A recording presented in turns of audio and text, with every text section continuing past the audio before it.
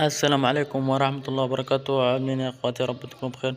اهلا بكم في فيديو جديد عن موعد مباراة الكلاسيكو الارضي السعودي بين النصر والهلال في كأس خادم الحرمين الشريفين. ان شاء الله النهارده اقول لكم على موعد المباراة وتوقيت المباراة وقناة الناقل المباراة بإذن الله، واهم التفاصيل عن المباراة.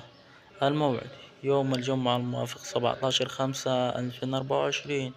توقيت المباراة الساعة 9 مساء بتوقيت مكة المكرمة والسعودية، والساعة 9 مساء بتوقيت القاهرة ومصر. القناة الناقل المباراة SSC 1 HD و SSC 3 HD.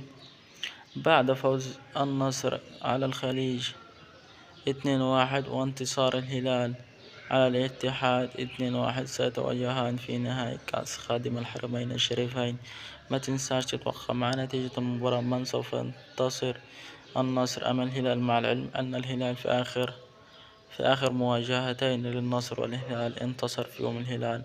المباراة الأولى يوم 8/2 انتصر الهلال 2-0، ويوم 8/4 انتهت المباراة بفوز الهلال 2-1. ما تنساش تتوقع مع نتيجة المباراة القادمة بإذن الله، والسلام عليكم ورحمة الله وبركاته.